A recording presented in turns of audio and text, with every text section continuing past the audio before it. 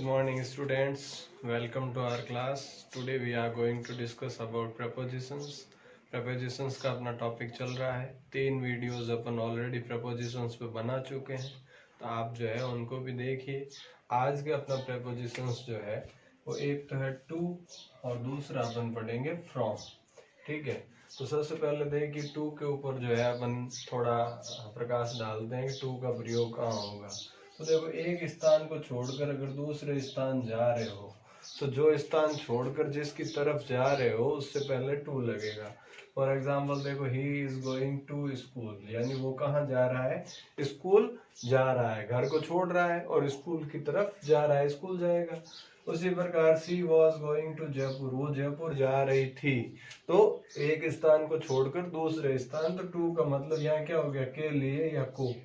ठीक है, तो इसी प्रकार से देखो तक के अर्थ में जब टू का मतलब तक हो, जैसे the postman delivers the letters from door to door, यानी एक दरवाजे से दूसरे दरवाजे तक, यानी पोस्टमैन जो है क्या करता है?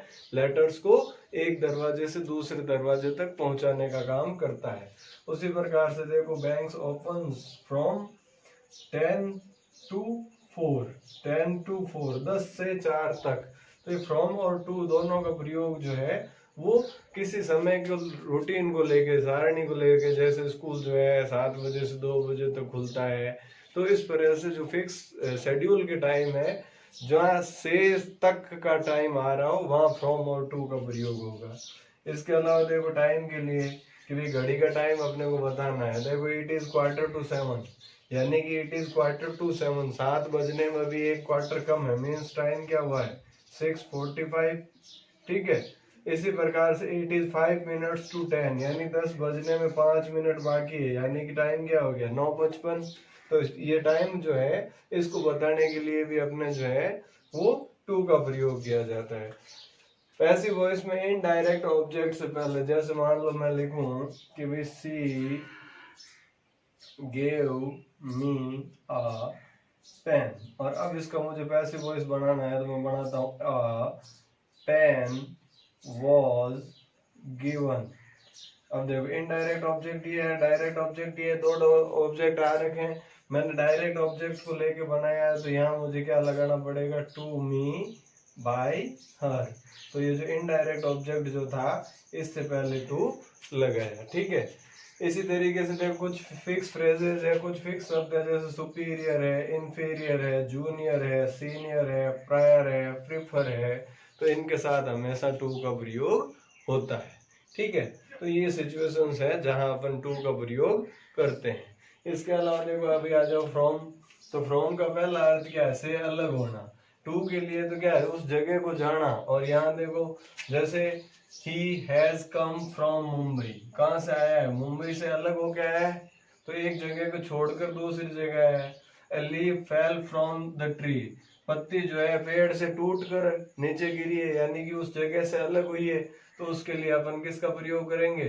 फ्रॉम का प्रयोग करेंगे। ठीक है, इसी प्रकार से देखो, स्रोत उद्गम बताने के लिए, किसी चीज का सोर्स बताना है कि भाई इस चीज का सोर्स क्या है, तो जैसे देखो, coal is extracted from mines, भाई कोयले कहाँ से निकाले जाते हैं? कोयले का सोर्स क्या है? माइंस, तो कोयले जो है माइंस से निकाले जाते हैं, तो यहाँ फ्रॉम आएगा। जैसे पोइट्री में, पोइम्स में आपने पढ़ा होगा, रेफरेंस टू कॉन्टेक्स्ट लिखना होता है, तो उसमें अपन लिखते हैं these lines have been taken from the poem, और उस पोएम का नाम, कि भाई ये पंक्तियां किस पोएम से ली गई है, उस पोएम का रेफरेंस देने के लिए भी फ्रॉम का प्रयोग। इसी प्रकार से देखो, the story has been taken from the Panchatantra, ये कहानी जो है पंचतंत्र से ली गई है, तो इस कहानी का सोर्स क्या हुआ? स्रोत क्या हुआ? पंचतंत्र। तो इससे पहले जो है अपन फ्रॉम का प्रयोग करेंगे। इसी प्रकार से देखो, परिवार से संबंध बताने के लिए, किसी फैमिली से रिलेशन बताने के लिए भी अपन फ्रॉम का प्रयोग करेंगे। जैसे he comes from A royal family, या अ पुअर फैमिली, या अ रिच फैमिली, कैसे भी प्रयोग कर सकते हैं, भाई वो उस परिवार से बिलोंग करता है, उस परिवार से आता है। इसके अलावा देखो, वस्तुओं के परिवर्तन, अवस्था में परिवर्तन होता है, अगर उनके केमिकल रिएक्शन के द्वारा या उसके भौतिक स्वरूप में बदलाव हो रहा है, तो अपन फ्रॉम का प्रयोग करते हैं। जैसे curd is made from milk, भी दूध से दही बना है ना, दही जो है दूध से बना है, तो केमिकल रिएक्शन के थ्रू बना।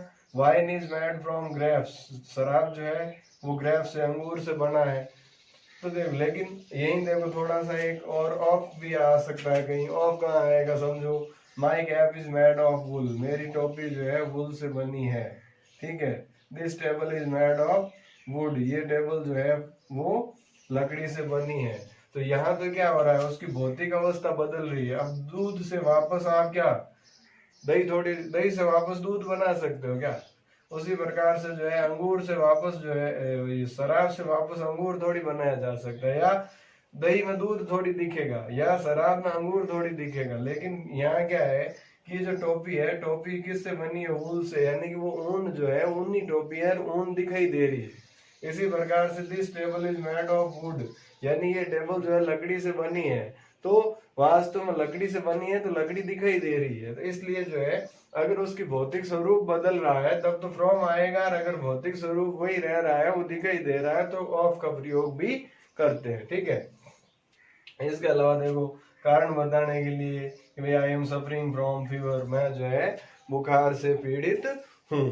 तो इस प्रकार से जो है अपन टू और फ्रॉम का प्रयोग करते हैं, ठीक है। तो उम्मीद करता हूँ आज का ये जो सेशन था जिसमें अपन ने टू और फ्रॉम का प्रयोग किया है, यह आपको समझ में आया होगा। आज के सेशन में इतना ही। Thank you. जय हिंद, जय भारत।